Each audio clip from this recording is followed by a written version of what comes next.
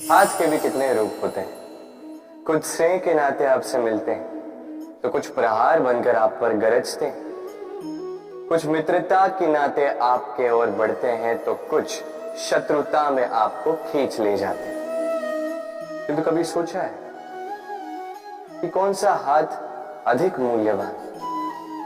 जब आप सफल होते हैं, जब आप शुभ कर्म करते हैं, तब कुछ हाथ आपके लिए तालियां बजाते हैं और कुछ हाथ ऐसे होते हैं जो आपके कंधे पर रखे जाते हैं जब आप जीवन में सबसे अधिक असफल होते हैं, जब आप टूट जाते हैं। ये तालियां बजाने वाले ये हाथ, आपकी प्रशंसा करने वाले ये हाथ, इससे कहीं अधिक मूल्यवान है वो हाथ जो आपको तब सहारा देते हैं जब आप वो समय व्यतीत कर रहे हैं जो कोई नहीं करना चाहता।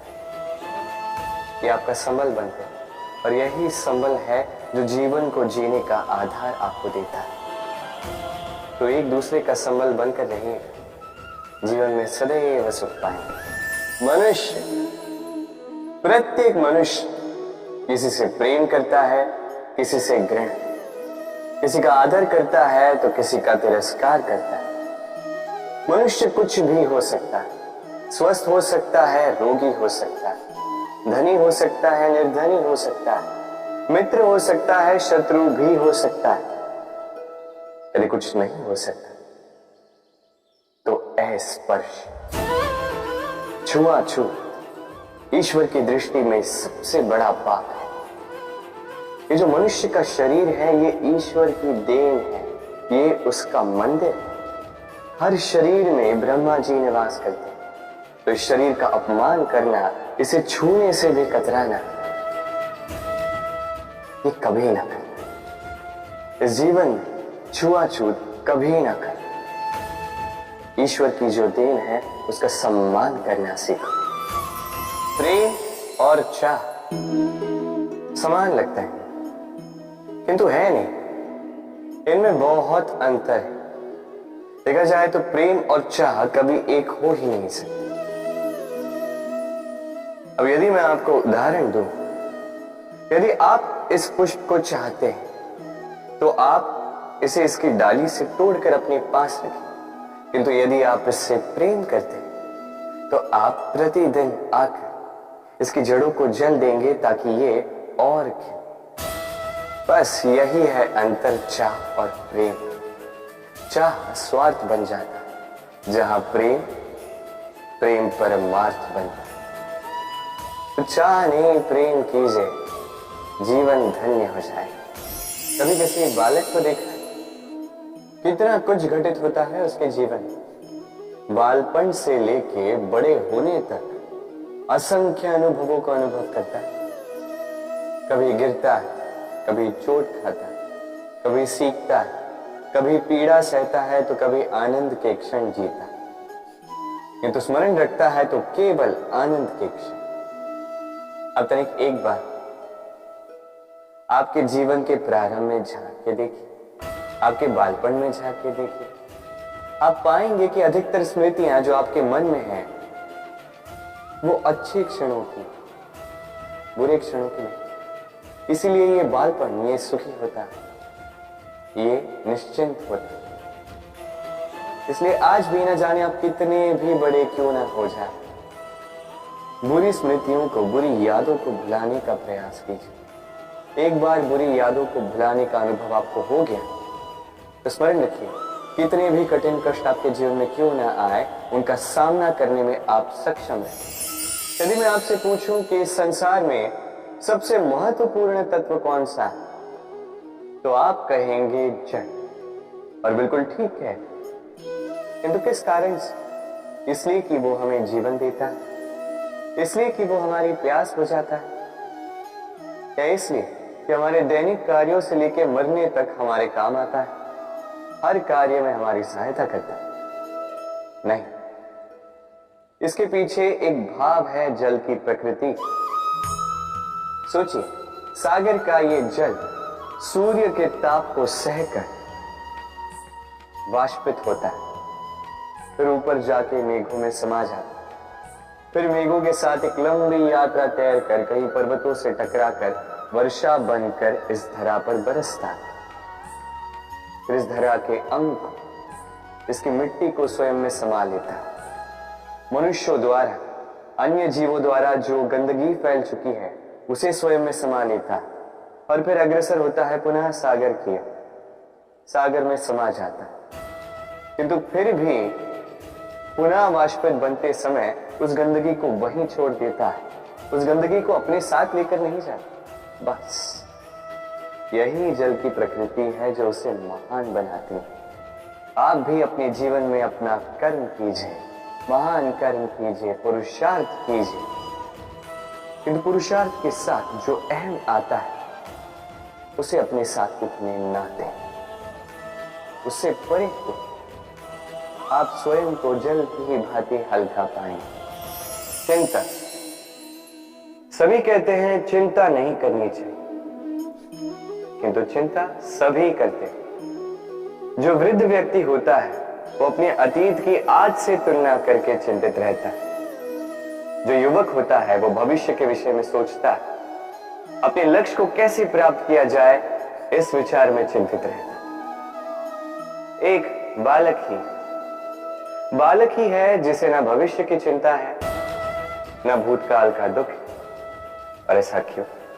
क्योंकि वो केवल वर्तमान में जीता और इसीलिए वो सबसे अधिक सुखी। स्मरण रखिए, यदि आप अपने आज पे काम करते हैं, उसमें जीते हैं, उसे ठीक करते हैं, उसे और अच्छा बनाते हैं, तो आपका भूतकाल भी और आपका भविष्य भी अपने आप ठीक हो जाएंगे। इस संसार में जो भी व्यक्ति आता है कुछ न कुछ सीखता है। अब उसके पीछे होता है उसके गुरु का। अब ये गुरु को ये निर्धारित हम करते हैं। कदाचित वो हमारे माता पिता हो सकते हैं, कदाचित मित्र हो सकते हैं, भाई हो सकते हैं, आदर्श हो सकते हैं, कदाचित गुरुकुल में सिखाने वाले गुरु भी हो सकते हैं। अब संसार की कुछ बातें ऐसी जो संसार का कोई गुरु नहीं सिखा सकता, वो आपको समय सिखा जाता है, क्योंकि संसार में समय से बड़ा गुरु और कोई नहीं। अब समय में और गुरु में एक समानता है और एक अंतर है। समानता ये कि समय और गुरु दोनों आपको सिखाते हैं। अंतर ये कि गुरु पहले आपको सिखाता है, फिर आपकी परीक्षा लेता है। समय पहले आपकी परीक्षा लेता है, फिर आपको सिखाता है। अब शिक्षा प्राप्त करके परीक्षा देना और परीक्षा दे करके शिक्षा प्राप्त करना, ये दो भिन्न बातें। और सदैव स्मरण रखिए, इस समय से आपको जो भी सीख मिलती है उसे सदैव अपने पास संभाल कर रखिए, क्योंकि समय से बड़ा, समय से मूल्यवान, समय से अधिक आधुनिक और कोई गुरु नहीं ना। कितनी साधारण सी बात है। हर एक मनुष्य जो जन्म लेता है उसे एक नाम मिलता है, जो उसे दिया जाता है या तो उसके माता पिता द्वारा, या तो उसके गुरु द्वारा, या किसी संबंधी द्वारा, या किसी प्रियजन द्वारा। इसी नाम के साथ वो पलता है, बढ़ता है। परंतु क्या यही नाम है? क्या यही सब कुछ है? कदापि नहीं। एक नाम वो है जो आपको जन्म से मिलता है, जिसे आप कर्म तक ले जाते हैं, और एक नाम वो जो आप अपने कर्म से अर्जित करते हैं, और इसी कारण से आप जन्मों जन्मों तक जाने जाते हैं। आपका वास्तविक नाम वो नहीं जो आपको जन्म से मिला है, आपका वास्तविक नाम वो है जो आपने अपने कर्म से कमाया है, क्योंकि इस कमाई के पीछे अनंत प्रयास छिपे होते हैं, अनेक परिश्रम छिपे होते हैं। किंतु यदि आप चाहते ही हैं कि लोग आपके नाम को स्मरण रखें, तो आपको कर्म के मार्ग पर अग्रसर होना ही होगा। शुभ कर्म करने होंगे, निरंतर प्रयास करने होंगे, महान कर्म करने होंगे, और विश्वास कीजिए आपको एक महान नाम का ये फल अवश्य मिलेगा। मनुष्य सामाजिक प्राणी है, समाज में घूमता है, लोग ढूंढता है, संबंध बनाता है, उन्हें बढ़ाता है, सुख देता है, सुख प्राप्त करता है, अपने दुख को कम करता है। किंतु एक बात समझ नहीं पाता, अपने कौन है और पराये कौन है। देखिए, अपने वो नहीं जो सुख के क्षणों में आपके साथ रहते हैं, अपने वो है जो दुख के क्षणों में आरंभ से लेके अंत तक आपके साथ खड़े रहते हैं। ध्यान रहे, सुख के क्षणों में जो आपके साथ सम्मिलित होते हैं, ये वो लोग हैं जिन्हें आप चाहते हैं।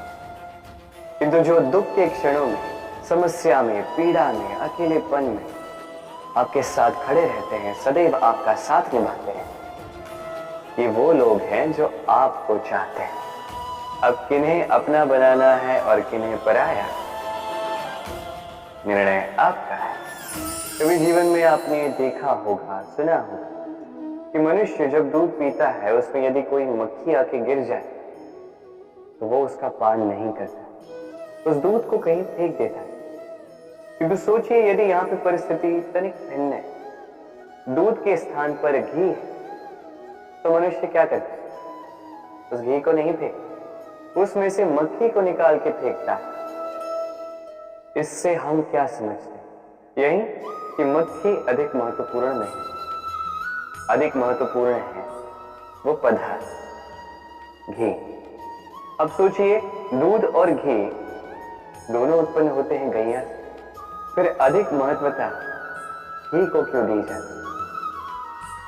वो इसलिए क्योंकि जो जितना तपता है वो उतना खड़ा बनता है, उतना मूल्यवान बनता है, इतना मूल्यवान कि यदि उसमें कोई अवगुण भी हो, लोग उसे अनदेखा कर देते हैं।